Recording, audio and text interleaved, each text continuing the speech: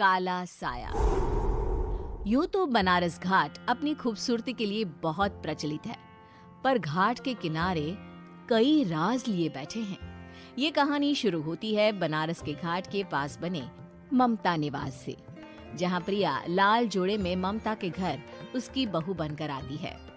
आओ आओ बहू, घर को अपने पैरों से पवित्र करो।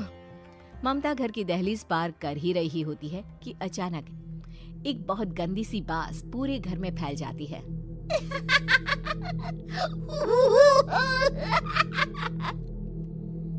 ये बदबू और ये आवाजें, ये कौन हंस रहा है माँ?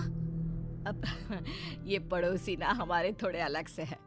कहाँ हम शाकाहारी और ये मांस मच्छी खाने वाले। छोड़, तू ध्यान मत दे और गृह प्रवेश कर। और हाँ बहू, अपनी सास की एक बात हमेशा याद रखना, इन पड़ोसियों से तो कभी बात नहीं करेगी। अच्छे लोग नहीं है ये। अपनी सास की ये बात मानेगी ना बेटा? हाँ माँ, जो आपकी मर्जी, मैं उनसे बात नहीं करूंगी। अगले दिन प्रिया अपनी पहली रसोई बनाने रसोई घर में जाती है। ये छोकी बात तो नाक में जा रही है। एक काम करती हूँ, खिड़की खोल देती हूँ। प्रिया खिड़की खोलने जाती है। इतने जाले, लगता है इस खिड़की को कभी खोला ही नहीं गया। पर ऐसा क्यों? ओह, नॉन वेज की स्मेल आती होगी ना। 2 मिनट के लिए खोल लेती हूँ, फिर बंद कर दूंगी।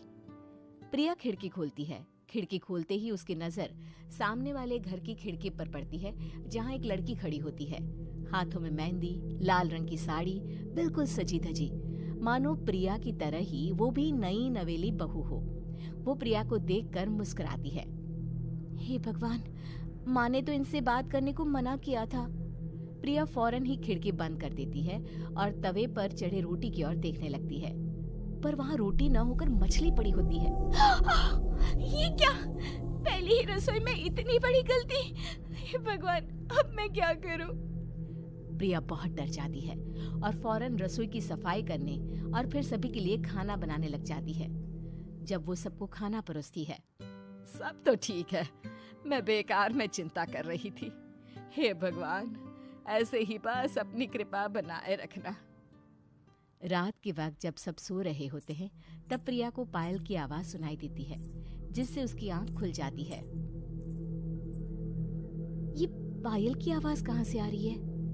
प्रिया उठकर उस आवाज के पीछे छत की सीढ़ियों तक जाती है। तभी उसे बच्चे के रोने की आवाज आती है। प्रिया छत पर जाती है तो क्या देखती है? वही लाल साड़ी वाली लड़की अपनी गोद में एक नवजात बच्चे को घुमा घुमा कर सुला रही है। तभी प्रिया की नजर उसके पेट पर पड़ती है। ओह गॉड, ये तो प्रेग्नेंट भी है। सुनिए, बच्चा सो नहीं रहा है क्या? मैं कुछ मदद करूं? नहीं नहीं, आपके घर वालों को अच्छा नहीं लगेगा, मैं संभाल लूंगी। स्नेहा की गोद से बच्चा हाथ मारकर प्रिया की गोद में आने को छटपटाने लगता है। दोनों घर अगल बगल में बने होने के कारण प्रिया उस बच्चे को गोद में ले लेती है। प्रिया के पास आते ही वो सो जाता है। बच्चे का वो स्पर्श रात भर प्रिया भूल नहीं पाती और अगली सुबह वो छत पर कपड़े सुखा रही होती है। तभी उसे एक औरत इशारा करके बुलाती है। स्नेहा कह रही थी बाबू तुम्हारी गोद में आते ही सो गया। मैं गौरी, स्नेहा की माँ हूँ। बहू, घर आना, बाबू को खिला भी लेना। शाम को जब घर पर कोई नहीं रहता, बच्चे से मिलने के लिए प्रिया छिपकर अपनी पड़ोसन के घर चली जाती है और कुछ देर बच्चे को खिलाकर वापस लौट आती है। इसके कुछ दिन बाद ही प्रिया को पता चलता है कि वो माँ बनने वाली है। ममता की खुशी का ठिकाना नहीं रहता।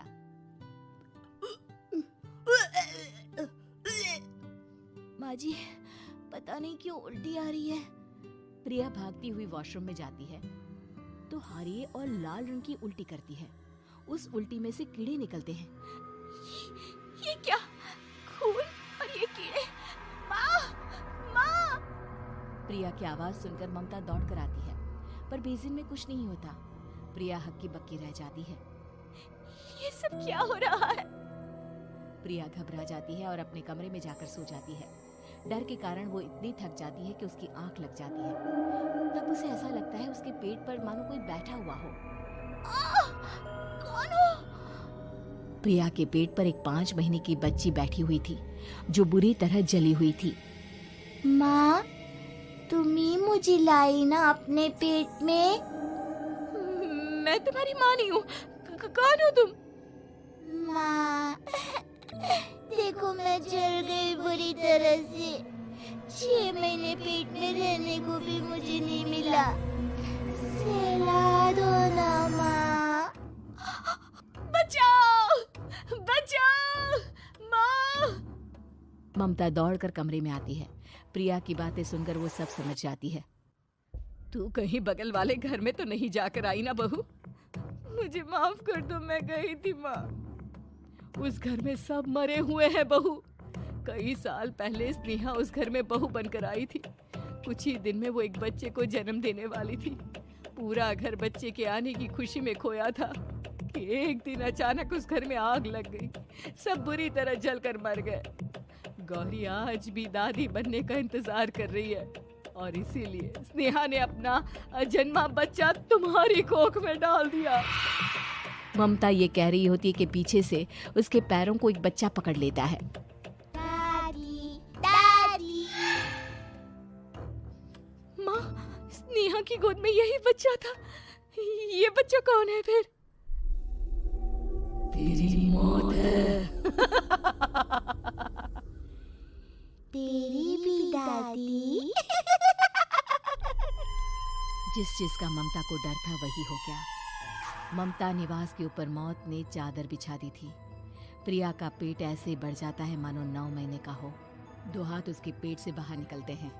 बहू, संतोष को फोन कर, किसी पंडित जी को बुला बहू।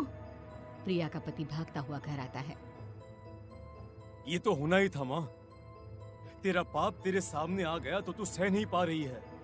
स्नेहा घर में आग लगी नहीं थी, माँ ने लगाई थी, प्रॉपर्टी की लालच में।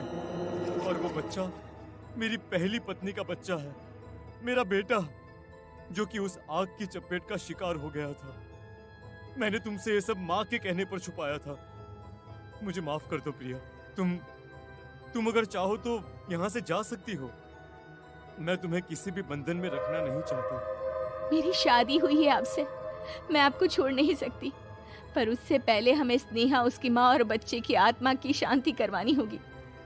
संतोष और ममता गौरी के घर जाते हैं। अंदर सब कुछ जला हुआ होता है। जमीन पर जली हुई लाशें बिखरी हुई थी। ममता रो रो कर अपने करने की माफी गौरी से मांगती है।